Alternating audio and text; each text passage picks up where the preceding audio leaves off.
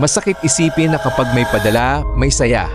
Ngunit kapag sumasala o nagigipit ang OFW, minsan ay nakaririnig pa sila ng sumbat o pagtatampo. Na tila ba madaling pulutin ang pera sa ibang bansa. Ano kabayan? Relate ka ba? Huwag kang mag-alala, di ka nag-iisa. Hello guys, Kuya Pangs nga pala. Ang mangyan na gustong umahon sa kahirapan pero una pang yumabang kesa yumaman. Sa totoo lang, hindi madali maging isang OFW. Lalo na kung nasa point ka na ng buhay na halos lahat ng obligasyon o responsibilidad ay burden mo. Teka lang, English yun ah? Nice. Alam ko karamihan sa atin ay pinangarap to. Yung tipong dati pinagdarasal mo lang na, Lord, sana magka-employer na rin ako para makaahon sa kahirapan at syempre, higit sa lahat, matupad ang bawat pangarap. Sino ba naman kasi ang taong walang pangarap na umasenso sa buhay, di ba? Pero paano kung yung answered prayer mo ay isa palang sumpa? Paano ko nasabi? Ganito kasi yan. Pasintabi muna sa ibang kabayan dyan na hindi nakakaranas nito. Ang unang katotohanan, hindi lahat ng kinikita ay para sa iyo. Ito ang tinatawag na allotment culture. Sa sandaling pumasok ang sweldo, automatic nang hinahati-hati. Una, pang tuition ng mga anak o kapatid. Pangalawa, upa sa bahay at kuryente sa Pilipinas. Kasama na syempre ang pagkain at baon ng mga anak, pati na rin allowance ng pamilya. Pangatlo, utang na ginamit nung time na nag-apply ka pa lang. I think sa tulad ko abutin ng 3 months bago makapag fully paid. Depende pa yun sa laki ng inutang mo. Paano kung nag-uupa ka pa ng bahay or dorm? Plus iba mo pang bills tulad ng tubig, kuryente at internet. Maswerte na lang kung free yun ng employer mo. Dagdag mo pa ang pamasahe at pagkain kung need mo mag-commute papunta sa trabaho. Kaya ang ending, ang natitira sa'yo ay sapat na lang para din sa daily needs mo sa abroad. Diyan umiikot lahat, hanggang sa susunod na buwan or susunod na sahod. Paulit-ulit na cycle hanggang sa di mo namamalayan, patapos na pala ang kontrata mo. Kaya kung ikaw ay isa palang inspiring na OFW at umabot ka sa part na to, makinig ka, ire-reveal ko sa'yo lahat ng katotohanan sa pagiging isang OFW. Hindi ko sinasabi na huwag ka nang mag-abroad dahil mahirap ang buhay dito, kundi hinahanda lang kita sa mas malaking hamon ng buhay na tatahakin mo. Pero kung ako sa'yo, huwag ka na nga lang talaga mag-abroad. Joke lang. Karamihan sa mga kabayan alam kong relate dito, ang ATM mindset. May pagkakataon na ang tingin ng ilang tao, kaibigan, kakilala, maging ng sariling pamilya sa OFW ay parang isang walking ATM. Masakit isipin na kapag may padala, may saya.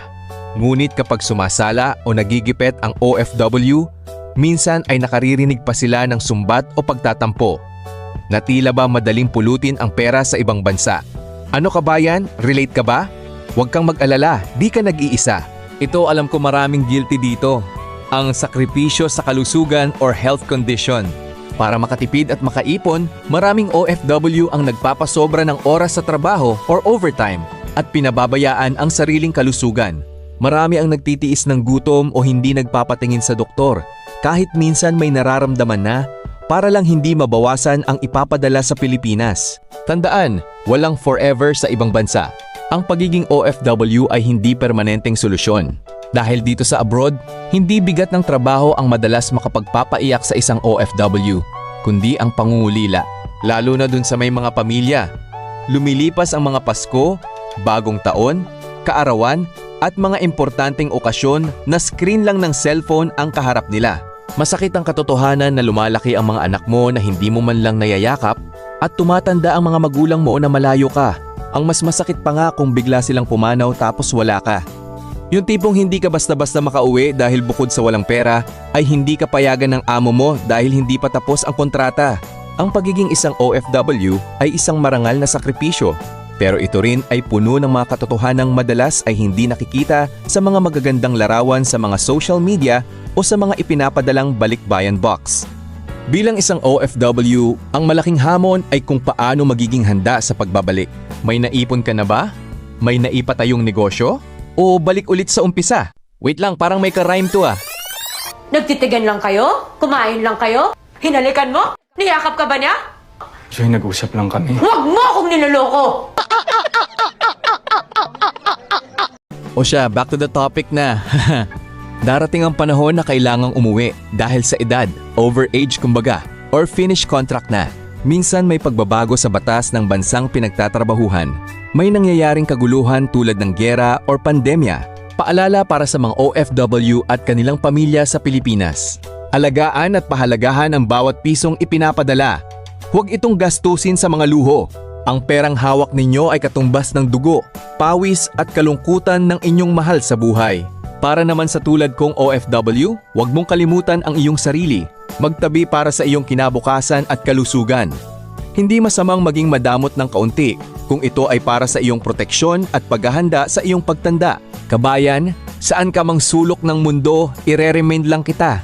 Ano man ang sitwasyon na meron ka, magpakatatag ka dyan dahil yan ang bunga ng dating pinapanalangin mo lang. Lahat ng prayer natin may katuparan. Subalit may kapalit na responsibilidad, kundi ang makauwi sa Pilipinas ng permanente na may sapat na kakayahang mamuhay ng maginhawa. Always remind your family sa Pinas tungkol sa tamang paghawak ng pera dahil ang tunay na tagumpay ng isang OFW ay hindi ang habang buhay na pagpapadala. At kung ikaw ay isang inspiring OFW ngayon o nagbabalak pa lang, think first before you click, ika nga nila. Baka kasi nahahype ka lang sa mga napapanood mong OFW vloggers sa iba't ibang social media. Tandaan, hindi lahat ng kinokontent ay ganun na talaga kasarap ang sitwasyon nila. Bago matapos ang video ko, comment mo naman kung saang bansa ka habang pinapanood mo to. Mabuhay lahat ng bagong bayani saan mang sulok ng mundo. Maraming salamat sa panonood. See you sa next video. Follow mo na rin ako. Pogi? Sige na. Always on my mind. That's how much I can't think of a time.